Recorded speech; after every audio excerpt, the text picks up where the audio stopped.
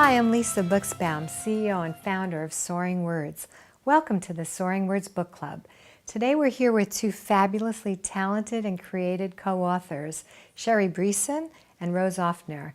They're the co-authors of Digging Deep, a journal for young people with health challenges. Welcome. Thank you. It's great to be here. Yeah, so Digging Deep, what a fantastic title. What's the significance of the book's title for parents of children and teens who are grappling with health challenges? What does it mean to dig deep for those parents? It's an invitation extended to help your child go inside and ask themselves questions and listen for their own answers. And it's important because the truth is that kids will only write about what they want to write about, and that they only will address those questions that they're comfortable with. It's an invitation. It's an invitation. It's not prescriptive. It's exactly right. And just because kids aren't talking about what they're feeling does not mean they're not having them. And this is a safe place where they can explore what's going on for them and have a place to express it. And maybe start a conversation with mom and dad. Yeah, that otherwise wouldn't happen. Right, Exactly. right. Rose, can you talk a little bit as an artist and an author of what inspired you to create the Digging Deep journal? Sherry and I attended the National Brain Tumor Association's conference, and we worked with children there, and those children really were the inspiration for the book. Parents discover that when their child expresses his or her feelings, it gives them a sense of agency and control, and then they can use the experience with the Digging Deep journal to get into conversations and let other feelings and creativity come forward. The reason you created the journal is to give the patients and to give the parents this vehicle to talk about the things that are really on everyone's mind that aren't being said. It's so liberating to be able to express them in a normal, just common, creative way. One thing that I'd like to say is to trust the process, for the parents to trust the process, because they don't need to get nervous about how they're going to lead or manage the process with the child, because in fact the child will be the one that will lead the process, and it's the parents. All they need to do is listen, follow, be aware of things that come up, and they need to trust that the process will evolve and unfold naturally over time. And you both have shared this with thousands of patients and children and teens and parents and families that are grappling with health challenges. So you know from your experience that this is something that's going to create an opening for healing. Exactly. Right.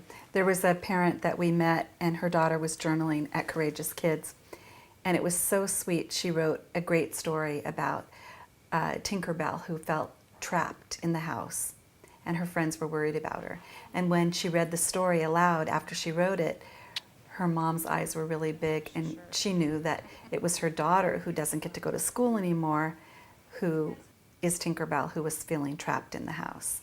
And it was so powerful to have, her mom listen and to bear witness to what she was feeling and what her experience was. And for so many parents, even with kids that are young, too young possibly to do the book, many parents are adapting the questions, reading it to their children, and then even recording their voice, the response. And it really provides an opening for parents if a patient is having therapy sessions or having other treatments in the hospital. Oftentimes the parent isn't there, whereas this is a tool that can allow the parent and the patient, the child and the teens, to engage in conversations and really start expressing what they're thinking.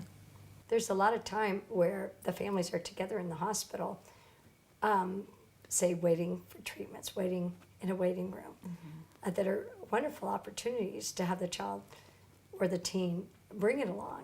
I've even had kids say to me, when are you coming out with the parents' version? Because my parents want to answer the questions too, their own questions. It's really valid for everyone that's in the constellation of the patient. We designed the book to take kids through a process. We address a lot of different areas, from getting in touch with themselves to their feelings around illness, to all the way through to getting to the other side in terms of what have you learned from the experience that you could share with other people? What kind of tricks up your sleeves have you learned to make managing your illness easier if worked through with a caring adult or by themselves in the manner that makes sense to them. There'll be some positive experiences that come out of it, and some empowerment that the child and the family feels to be able to better tackle what they have on their plate. And a sense of fun and purpose and agency Exactly. that they can choose to focus on whichever areas they want. And there's so much in there. Every page is a different journey, a different exploration. It really does. It becomes a tribute to the child's life because it's full of their memories, their dreams, their challenges, who they are. So all of those questions are chronicled in this beautiful journal that's a living autobiography. Can you give an example of a child or a teen who had used the journaling experience to have a transformative experience? There was a young man that I worked with who was in the hospital, and he couldn't write. One hand was incapacitated and his good hand didn't have the strength. And so I asked him if he'd like me to write for him. And he picked out the pages of the book that he wanted to write on. And I was his scribe, and I wrote and wrote and wrote like 6 or 7 journal exercises. He was just smiling from ear to ear when he finished because he felt that he was getting to tell his stories. They were in a book. He could share them. He was excited to show them to his mom. And in fact, there was an exercise there where you imagine you receive a letter from your parents. He said, instead of imagining that I receive a letter, I think I'd like to invite my mom to write me a letter because she's sitting in the hospital room all day long and she has nothing to do. And I think she would like that. Wow, that's wonderful. It was great. One of the most important things that he does, he says, is every day he smiles. And he said he notices that when he smiles, that other people smile back. It's contagious. And that the more he smiles, the better it makes him feel and other people feel. And that's something he said he's been doing it for years, and it really, really helps. And I think actually just flipping through the pages of Digging Deep before one would start writing and collaging, it makes you smile because the gorilla and the colors and just every page, it's like takes you to a different part of the world and has a different feeling and a different sensation to it. It's not like a static book. It's a really active, living journey. It's interactive, Exactly. Absolutely. I met this young man, Cameron, just a really great guy. And he's had cancer several times. And he went through and he flipped through the book and he said, I can answer all of these questions. And then he sat down and he wrote and he wrote and he wrote and he shared his story. And one of the questions in the book is about a storm, blessings after a storm. And is there anything good about cancer? And he said, your friends and your family become your support system, and with them you can do anything. Wow. Sherry, as a child, you were hospitalized for 3 different eye surgeries. Can you share with us some of the recollections you have from this time in your life? Sure. I was quite young, 3, 5, and 7. And part of this surgery and the recovery was that I had big bandages across my eyes so I could see nothing. So even though my parents were right there by my side to wheel me into the operating room when I came out, it was total darkness. My eyes were completely covered.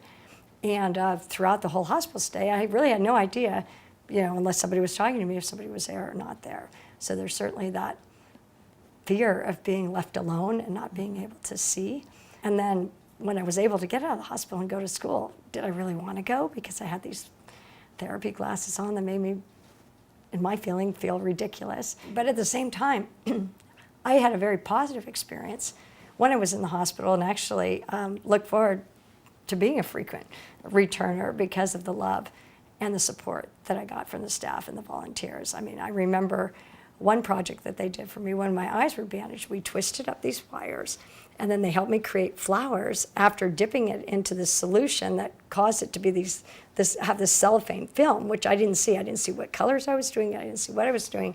But then the day I got my bandages off, to see these beautiful bouquets that I had created with the help of the volunteers was just, I will never forget that experience because it was so inspiring that even though I couldn't see, I was still doing something really creative and really fun. Thank you for sharing some of your childhood experiences with us.